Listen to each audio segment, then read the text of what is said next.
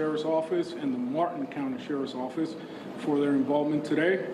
Former President Donald Trump is safe and unharmed following a protective incident shortly before 2 p.m. on Sunday at Trump International Golf Club at West Palm Beach. The U.S. Secret Service personnel opened fire on a gunman located near the property line, and this matter is under investigation. I'll turn it over to my partners over at the FBI.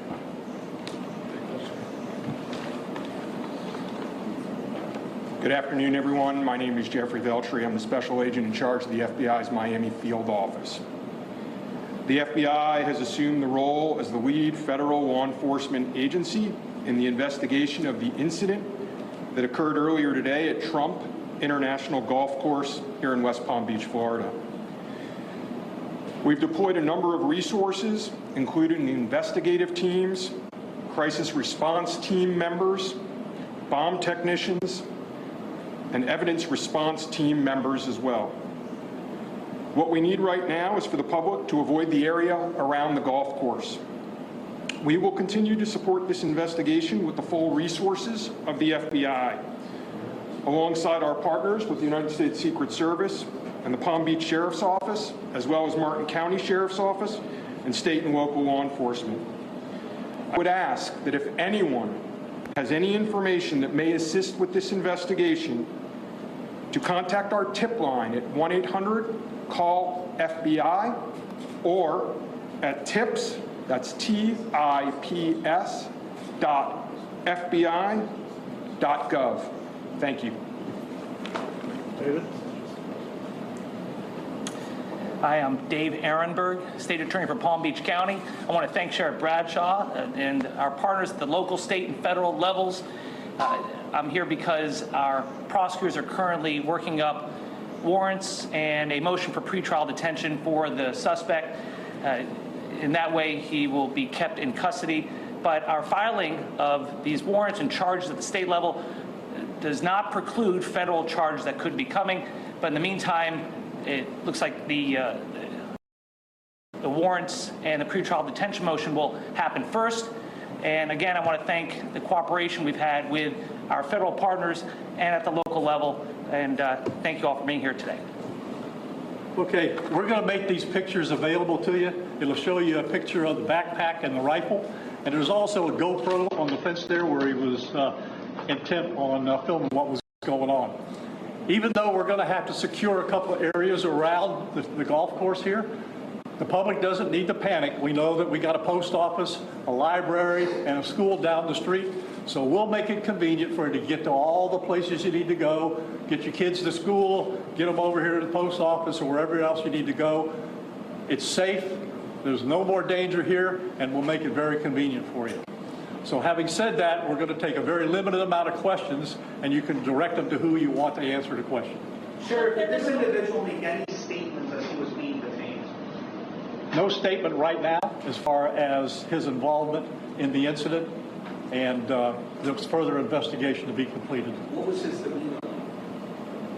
Yeah, I'm not sure if maybe the Secret Service gentleman answered. I misunderstood, or I couldn't quite understand. So there was a rifle. So one of your agents saw on the golf course saw a rifle pointing to a fence. Was it a chain link?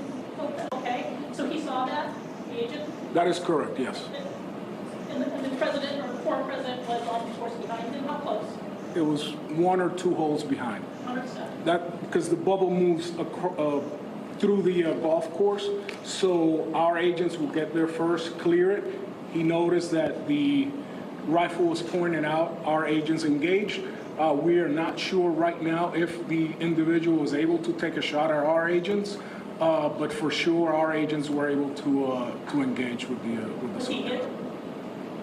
I don't know that. Doesn't appear so. Is there a moment? Yep. Al. How far away was the president? How far away was Donald Trump when this gentleman was caught and stopped? Probably between 300 and 500 yards, but with a rifle and a scope like that, that's not a long distance. For the Secret Service, how far was your agent from the would-be assailant? That I'm not sure right now. We're still looking into that. Reports are that 4 rounds of ammunition were fired. Were all 4 That is correct. 4 to 6. We're not sure yet. Was there a long distance explaining why? Yes. Thank you. Yes, ma'am. PF 25, I was wondering what how this was able to happen, and for future reference, is there any up security in the golf course? I didn't hear all of that. Say that one more time and talk up a little bit. So how was this able to happen, and for future reference, is there any up security in the golf course? Well, you got to understand the golf course is surrounded by shrubbery. So when somebody gets into the shrubbery, they're pretty much out of sight. All right? And at this level that he is at right now, he's not the city president. If he was, we would have had this entire golf course around it. But because he's not, the security is limited to the areas that the Secret Service deems possible. So I would imagine that the next time he comes to the golf course, there'll probably be a little more people around the perimeter. But the Secret Service did exactly what they should have done. They provided exactly what the protection should have been, and their agent did a fantastic job.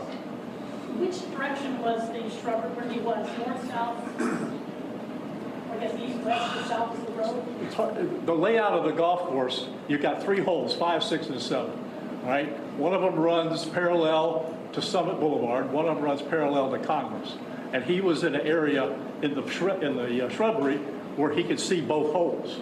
So the president was another hole back, which means he's about between 400 and 500 yards away. So he was on the golf course? Oh, he's on the golf course, yeah, but he's back a ways. For the Secret Service, have you guys changed at all the way that you guys are protecting former President Donald Trump? This is now a potential second attempt on him. Can you just elaborate on how things have changed and what you make of all this? Yes, the threat level is high. We have increased the amount of assets that we've supported, so we live in danger times. So yes. Okay. We're done with questions right now. There's really nothing more for us to add. I just want to tell you, the Secret Service and the FBI and the State Attorney's Office have been fantastic to work with. And I can tell you right now, our agency with this real-time crime center was fabulous. That's how we got the guy. We started out with, we don't know anything, to where we had a tag, we had a vehicle description, and we got an area where we saw the person. So be proud of your law enforcement. All right. Thanks, folks. We'll get back to you. Where on 95 was it? Good evening. I'm Jonathan Capehart. We're back with breaking news on the gunfire reported near Donald Trump in Florida. You just heard a live update from West Palm Beach law enforcement officials and the FBI. The FBI released a statement saying it is, quote, investigating what appears to be an attempted assassination of former President Trump. Trump's campaign says he is safe and the authorities have one person in custody. Donald Trump was golfing at his club in West Palm Beach and took cover after shots were heard in his vicinity around 2 p.m. Eastern time. Senior law enforcement officials say Secret Service spotted a man with a weapon outside the golf course fence and opened fire. An AR-style rifle was recovered at the scene, as well as a backpack. Trump has now left the golf club. His motorcade is seen here heading back to Mar-a-Lago a short while ago. And both President Biden and Vice President Harris have been briefed on the matter. Let's bring in NBC News Justice and Intelligence correspondent Ken Delanian. Ken, you just heard that press conference. Tell us what stood out for you. What did we learn? Jonathan, I think it shed significant new light on what happened here. According to those local law enforcement officials, the Secret Service was doing a sweep of the holes that Donald Trump was coming towards. He was 1 or 2 holes behind when they spotted this man with a rifle poking out of the shrubbery, and they opened fire. They engaged this person who then fled, and then he was arrested by local law enforcement on the highway, and they found an AR rifle and a backpack. And so that sort of gives you an idea of why the FBI is saying this appears to be an assassination attempt. Again, without knowing what this person is saying to authorities, if anything, they appear to suggest he wasn't saying much. We don't know exactly what they know about him, but based on the sheer facts as laid out by the local law enforcement officials here. You had a man with a gun essentially laying in wait in the shrubbery with a rifle and a scope, they noted. And the Secret Service engaged that person. It's not clear whether Donald Trump was ever in any danger. They said he was 1 to 2 holes behind on the golf course. They said that if he was the current president, there would have been more security. Perhaps that entire course would have been cleared before he got there. But it's because he's just a candidate, there's less security. There's going to be a lot of questions asked about that in light of the previous attempt on Donald Trump's life, why there isn't more security around Donald Trump right now. But that's what they're telling us, that essentially as the Secret Service agents were going to clear the hole that he was about to play, they spotted this man with a rifle, perceived a threat, opened fire. The man apparently wasn't hit, fled, and then was later arrested. He's now in custody, and they've recovered the rifle. Jonathan. Ken, as we were coming on air, the press conference had just started, and I believe that was someone from the West Palm Beach County Sheriff's Office who was talking about the sequencing of events, how the Secret Service opened fire on this person. This person jumped out of the bushes and into an awaiting SUV. What I didn't hear was how they were able to get him so quickly. Something about taking a picture of the car and then feeding it to this sort of, I guess it's called a real live crime alert system, and that's how they were able to get him so quickly. Were you able to hear that part of the press conference? I didn't hear all of it, Jonathan, but I think I understand what happened based on other reporting I've done on police departments. There's a lot of data analysis that goes on in major police departments, and they have these real-time crime centers with screens and analysts and people sharing information. And so if they were able to upload a picture of a license plate and get that to all vehicles, they would have put a be on the lookout notice out to everybody in a police car in that area, and they spotted that vehicle on the highway, pulled them over. The sheriffs had released a photo that we have of that vehicle being pulled over and the suspect being detained. They also mentioned something about a witness, but I didn't hear that completely clearly. But clearly it was fast police work there. The Secret Service engaging the suspect, apparently not hitting him, and then he flees, gets in a car, apparently drove the car himself, although that wasn't 100% clear either, and then is pulled over and detained.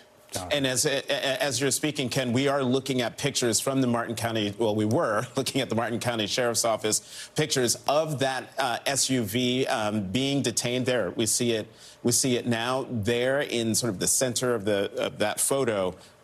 The Sheriff's Office and law enforcement capturing this accused potential shooter of Donald Trump as he was trying to flee the scene. Ken, as always, thank you very much, and keep us posted on new information as you get it.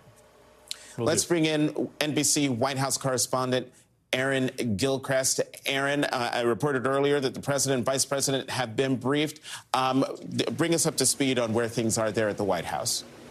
Yeah, Jonathan, shortly after this incident came to light, we did learn from the White House that both President Biden and Vice President Harris had been briefed on the situation, the very preliminary information that was available to them. This was about 3:15 when we learned that they had been briefed. It was a little before 2 o'clock when this incident initially happened. And the statement that came from the White House said that the president and vice president were relieved that former President Trump was not injured and that they expected to be kept updated by their team. The vice president, maybe 30 minutes or so later, posted on X that she